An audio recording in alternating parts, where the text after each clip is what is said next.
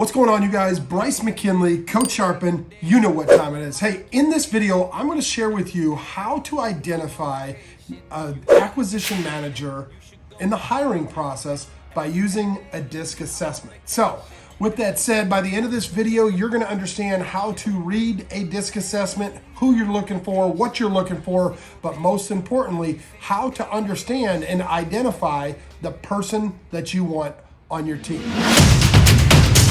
If you don't know Bryce, he's crushing it. He's doing over 50 wholesale deals a month. All right, so here's the deal, you guys. In this video, I'm going to be showing you how to look at and identify and read a DISC assessment. There's several other assessments out there that are available for use, but in this video, I want to talk to you specifically about the DISC assessment. Now, why DISC? Probably because it's the easiest to read. Is it the most accurate? No, it's not. But when you learn to identify and read a DISC assessment, you can actually find a lot quicker results when you're onboarding that potential acquisition manager. So what is a DISC assessment? Well, a DISC assessment is simply that. It's a DISC assessment. It's an assessment that gives you all the different types of personalities. DISC is an acronym that stands for the 4 main personality profiles described in the DISC model: dominance, influence, steadiness, and conscientiousness. So what happens as we look and identify these 4 different types of personalities, you have 4 primary, and then there's several different underlying identifying personalities, but the 4 primary in the DISC assessment, being the DISC, are simply this. And so people with D personalities tend to be confident and place an emphasis on accomplishing bottom line results. People with D personalities are always someone you want to consider when hiring someone that you've given the DISC assessment. The second letter, the I, stands for that influence or influencer. People with I personalities tend to be more open and place an emphasis on relationships and building those relationships, and also influencing or persuading others. You can see already by now, people with D's and I's or higher identifiers in those 2 categories are probably really good candidates. And I'll show you guys here in just a little bit why that's important. Now, people with S personalities, they tend to be dependable, they're punctual, they place an emphasis on being cooperative, and they're sincere in their work. They usually are looking for gratification or approval in their work, and they're very precise. So someone with that S type of personality may not necessarily be the best person on your team if that is their primary. And again, I'll show you a little bit more here in just a second on what I mean by primary identifier. And then last but finally not least, people with the C personalities tend to place emphasis on quality over quantity, accuracy over just throwing things up against the wall. They really tend to place emphasis on expertise and maybe a little bit more over analytical than what you're looking for in a new hire for that acquisition manager. And they really, a lot of their focus and their personality is on competence. They want to make sure that they're doing it right by the book. And typically people with C-type personalities as their highest identifier on the DISC scale make a much better administrative person than they do an acquisition manager. So with that said, now that you have kind of an idea of what DISC means, let's go and explore the DISC styles a little bit more in depth. Let's dive in. So what I want to talk about first is the D-type personality. People with the D-type DISC style personality, they tend to place a strong emphasis on shaping their environment and overcoming opposition to accomplish results. They're kind of like that winner in your bunch. D styles are motivated by winning, competition, and success. So you can see how important having that D-type personality as one of their more higher level or more competent personalities could be influential and very beneficial to your team. They prioritize taking action, accepting challenges, and achieving results. And they're often described as being very direct and can be demanding. That's right, strong-willed, driven, and determined. D-type personalities tend to be a little bit more outspoken, but can be rather skeptical and questioning of others. You'll find people with high D-type personalities a lot of times have an influencer personality behind them, or as like an adaptive personality. They make for a really good question asker. One of the things that you do need to be aware of is that they fear being seen as like vulnerable or taken advantage of. So people with the D-type personality, they're going to have that skeptical personality behind them, and they don't often get vulnerable, which actually is a really good thing when it comes to being a great salesperson or acquisition manager. Now, when it comes to the D-type personality and their values, they want to be competent. They're going to take action and they want concrete results. They like their personal freedom, but they really like the challenge. So if you're putting someone on a team that has a D-type personality, you can expect them to rise up to the top. Now, here's one thing that I do want you to be aware of. They will overuse the fact that they need to win, that they want results, and they only work well in a win or lose situation. So keeping in mind, the higher D they are, the more challenging they're going to be to manage on your team. So just kind of keep that in the back of your mind when you're hiring that D-type personality, because with the D-type personality, you're going to have a hard time reeling them in if that is their primary and dominant personality. Now, here's one thing that you do need to know. When influenced by others, they can be insistent. They can be really assertive, and they can give in to peer pressure. And what I mean by that is if there's a peer pressure type of situation, they will be the one to take over and lead the rest of the pack. But know this, when conflict arises, the D-type personality really not only speaks up during the problems, but they like to get back. They like to even the score. And so they could be quite the diva in your organization. So how could they really work on improving themselves? How are you going to lead the D-type personality in your organization? Well, you're going to want to work on them with being patient. Make sure that you're establishing some boundaries and setting expectations and working on their empathy. D-type personalities have a really rough time and challenging bit becoming empathetic for others. So if you have a process in place that allows them to be empathetic, even if they're not, kind of like my sales training, and if you haven't seen that, make sure you check out the other videos on sales scripts and training and things like that. But what I mean by that is working on ways that they not only ask questions, but they ask questions with feelings and emotions. And when you do that, that D-type personality tends to excel and thrive because they're able to not only solve their problems, but they can get that win. Now, let's move on to the next letter, the I. People with the DISC I style personality tend to place an emphasis on shaping the environment around them by influencing and persuading others. A lot of people have called them the enthusiast. I style types of people are motivated by social recognition, group activities, and relationships.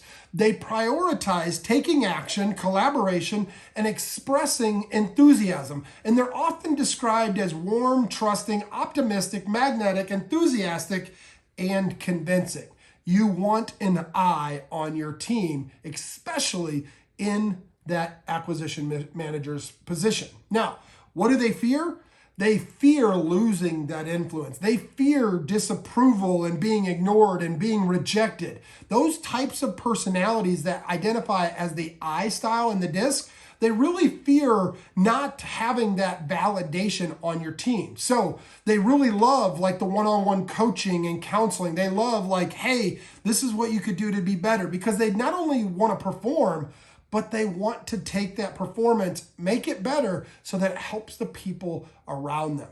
I will tell you this, they do like the freedom of expression and validating, so maybe give them a few things and let them make it their idea. And when you do, you will see that they're very diplomatic and democratic about how they build and work on relationships, because they are an influencer. They do like to influence and persuade others. Now, they may overuse some optimism. You might see, we all know that one person that's always happy.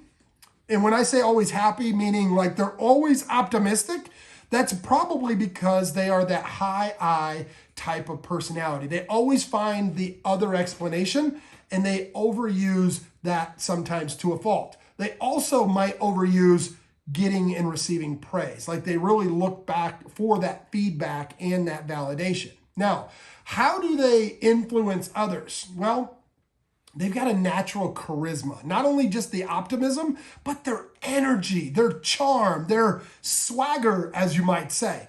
That swagger, that charm, that optimism is how they use, or what they use, and how they influence others. So here's what happens when they get into a conflict. They overexpress their feeling. They may even gossip a little and talk about people behind their backs. So that high I type of personality, not only are they a great attribute to your team, they could also be the cancer that brings it down. So make sure that you keep an eye out for that type of stuff.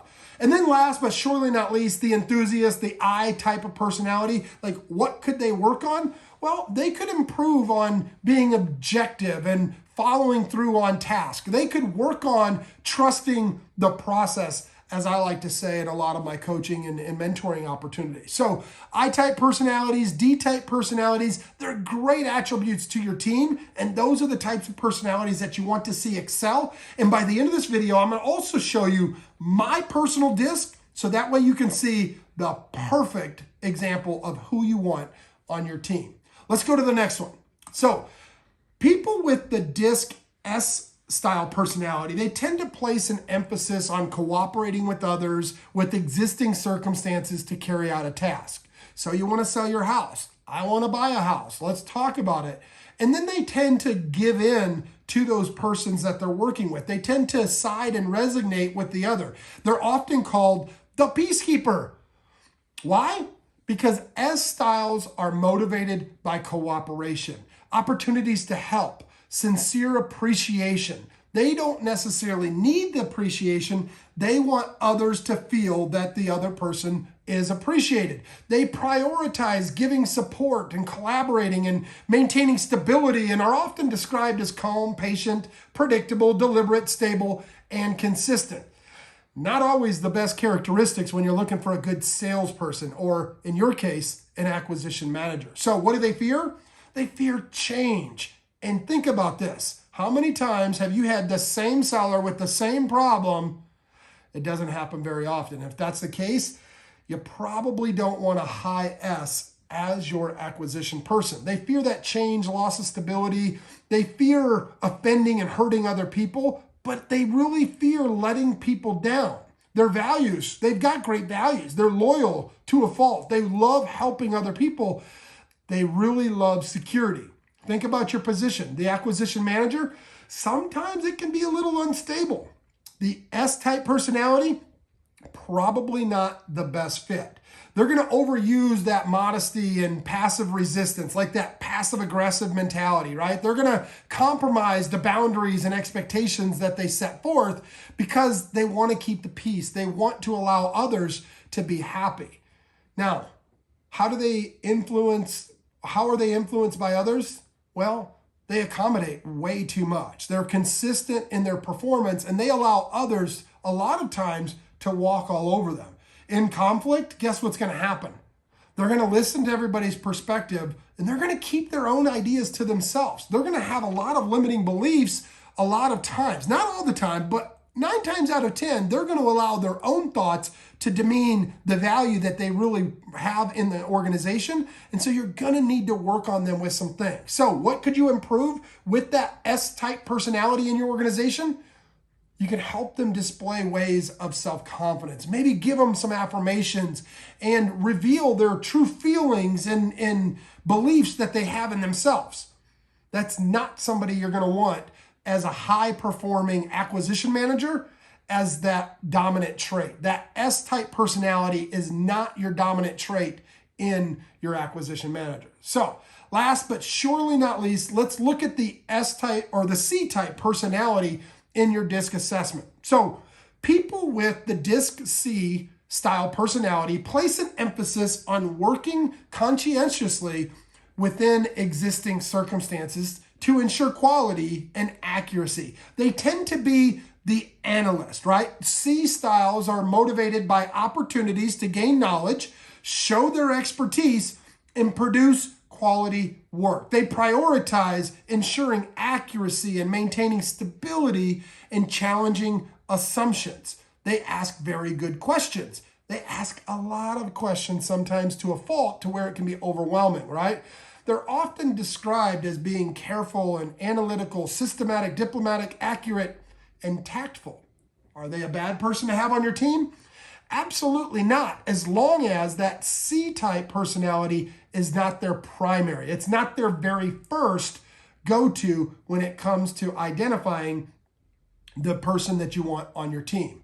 So when you look at the analyst or the DISC C-style personality, what do they fear? Well, they fear criticism, and a lot of times they hate being wrong, and so they really can be hard to coach.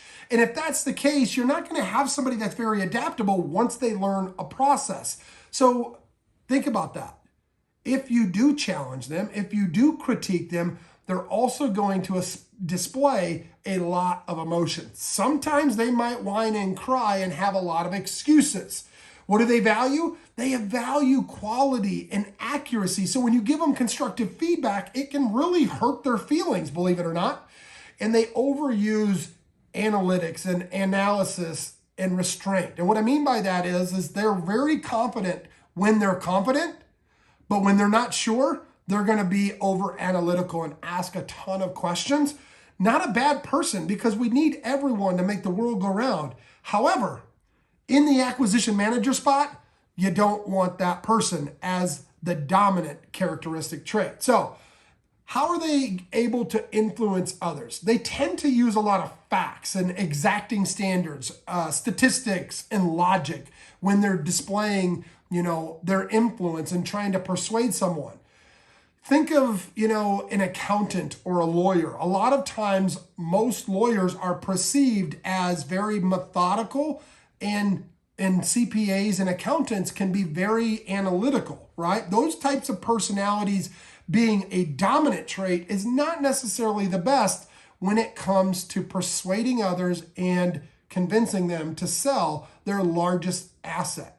Probably not the acquisition manager that you want on your team. Here's what happens, though, when they're placed under pressure and they get in conflict. They tend to focus not just on the objects and the stats. They tend to focus and over-focus on the logic, and they'll overpower someone with the facts as to why they're right. And a lot of times what that does for your sellers and or your buyers, if you're looking at this from a holistic perspective, your acquisition manager with the high S-type personality, well, they're going to overwhelm someone and really give them too much to think about. So how could they improve on being effective in your organization if you see that your high C personality is on your acquisition team?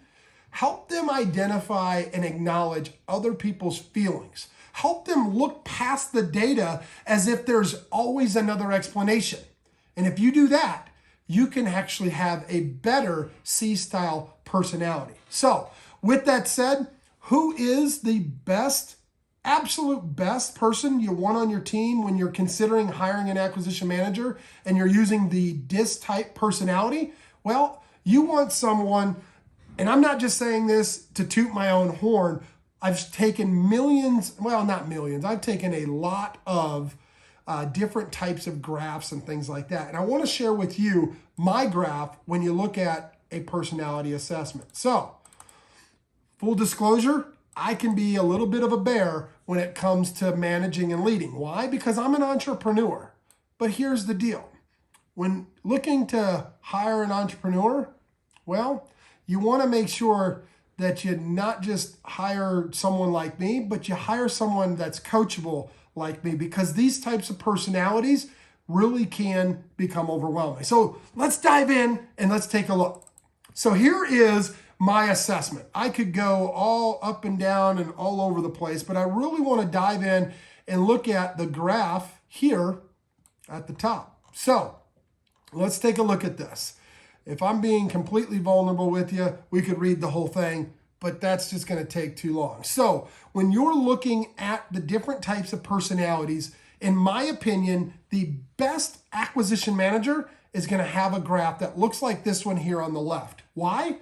Because they're above the average, right? When it comes to dominant, they're going to be very dominant, but they're going to be even more influential. So look at the adapted style on the left. You want somebody that's got a higher I and a higher D. Now, if it's the other way around and it's a higher D and a high I, that can be an amazing person to have on your acquisition team. Just know that you're going to have a lot of work on your hands and you're going to have to reel them in quite often.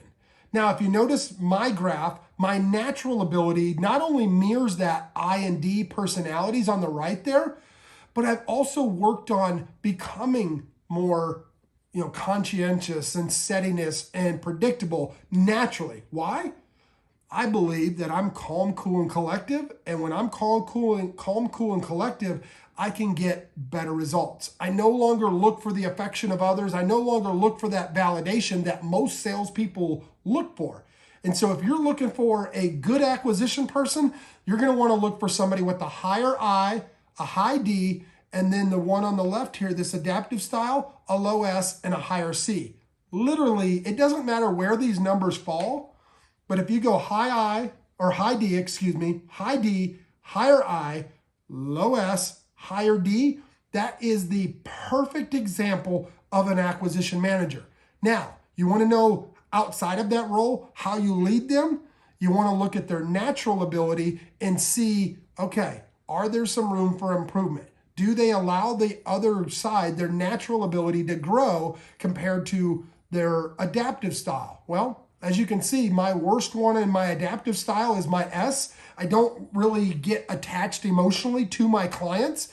I help them see the opportunity. I help them see that I'm the best source of information that can solve their problem. But naturally, I'm a lot more sympathetic and caring over here. Notice the C style on me.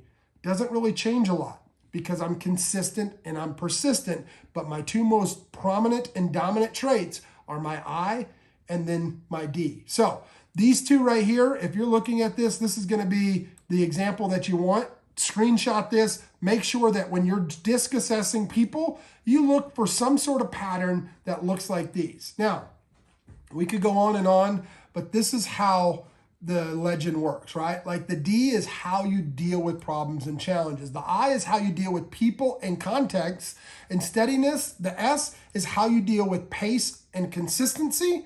And then the conscientious, the compliant structural person is how you deal with procedure and constraints.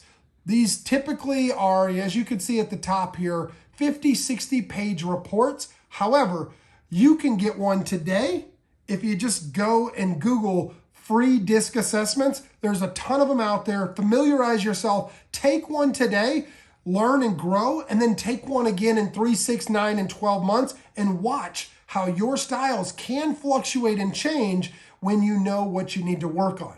I highly recommend you do that. And not only that, I highly recommend you do that and reassess your acquisition manager. So who are you looking for? You're looking for a high I, a high D, and then lower in the other two areas. No particular order there, but then you also want on the natural ability, the same high I, high D. Now, if you have a high I and like a high S, that can actually be a really great person. Just know that those persons are going to be very analytical, or not very analytical, but very consistent, but very influential. They may not always be the most domineering. However, they can ask really good questions. And when you ask great questions, you too, my friend, will have great results. Appreciate you. God bless. Stay sharp. And I'll see you at the top. Hey guys, Bryce McKinley here, Coach Sharpen.